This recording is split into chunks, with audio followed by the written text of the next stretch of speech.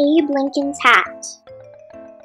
Abe Lincoln didn't have much money, but when he became a lawyer, he wanted to look his best. He bought a long black coat and a tall black hat. Every day, Abe wore his hat to his new job. People noticed the tall man in the tall hat. He was friendly to everyone.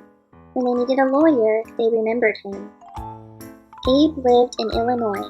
His state was mostly wilderness. Then more and more settlers came.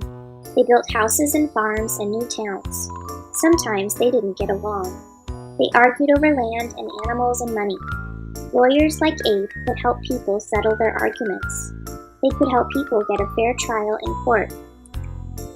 Abe Lincoln was a smart lawyer. People came to him with all kinds of problems. He helped them all, but he had one problem himself. He forgot to answer letters. He forgot where he put important papers. A good lawyer cannot forget. Abe wanted to be a good lawyer, but he was not a good paper keeper. What could he do? Abe had an idea. His tall hat. He could push letters deep inside it. He could stuff notes into the leather band.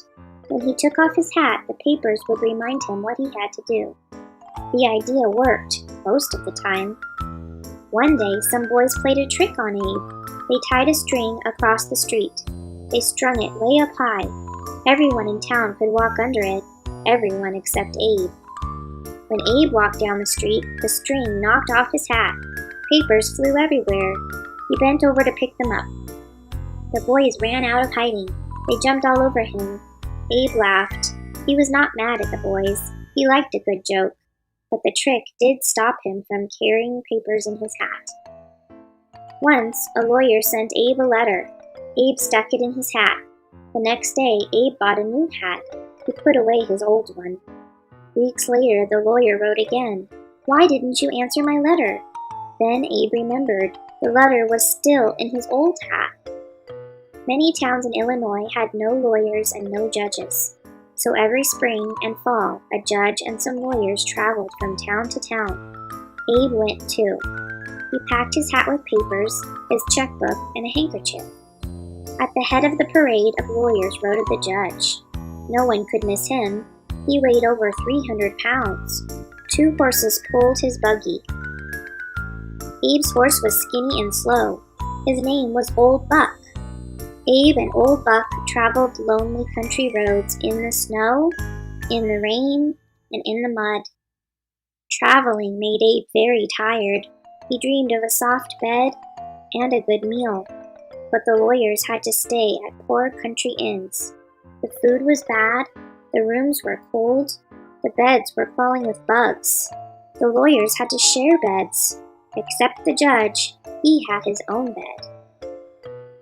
Early in the morning, the courthouse bell would ring. Abe hurried to court. Pigs lived under one courthouse. Abe had to talk loudly over the grunts and the squeals. People came from near and far to hear Abe. He made trials easy to understand. He told jokes and stories. People said he could make a cat laugh. Once, Abe whispered a joke to another lawyer. The lawyer laughed out loud. "Quiet!" the judge yelled. "You are fined $5. When the trial was over, the judge asked to hear the joke. He laughed as hard as the lawyer. "That was worth $5, he said. "Forget the fine." At another trial, 2 men argued over who owned a young horse.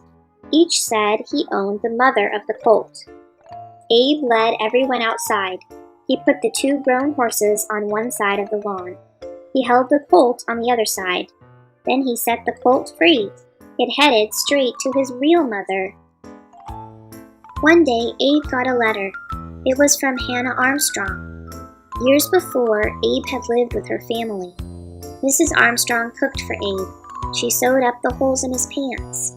Now she was begging Abe for help. Her son Duff was in jail. Abe did not stick this letter in his hat. He wrote back right away. "Of course I'll help you." Duff had been in a big fight. It was very dark, but the man said he saw Duff hurt someone. Duff said he didn't do it. Abe believed Duff, but how could he prove that the man was wrong or lying? "How could you see in the dark?" Abe asked the man. "The moon was full," the man said. "It was bright as day." "Are you sure the moon was full?" Abe asked again and again. "Yes," the man repeated. Then Abe held up a famous book of facts. It said there was no moon in the sky at the time of the fight. Now no one believed the man anymore. The judge set Duff free. Abe believed slavery was wrong. His state had laws against it, but the laws were not clear. Many blacks were treated like slaves. Nance was one of them. She worked for a storekeeper who sold her to another man. This man treated Nance badly, so she would not work for him. Abe argued for Nance in court. Illinois was a free state, he said. All its people are free, whatever their color. The judge decided Abe was right. From then on, no one could be bought or sold in Illinois. Abe had saved Nance, but half the states in America still had slaves.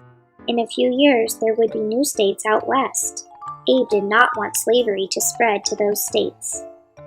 Abe tried to get elected to the U.S. Senate. If he won, he could make laws to stop slavery.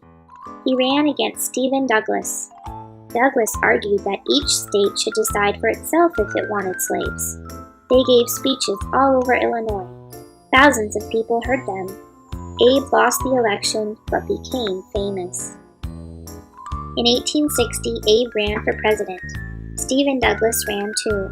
This time, Abe won. Abe grew a new beard for his job. He took his family to Washington. At every train station, crowds cheered for the new president. Abe was ready to make his first speech as president. He carried a cane, a tall silk hat, and his speech. He looked for a place to put his hat. Stephen Douglas stepped up. "If I can't be president," he said, "at least I can hold his hat." Abe Lincoln was a great president. He freed the slaves. He worked for fair laws. He helped unite the nation after a long war. But he never changed his ways. He always kept important papers in his tall hat.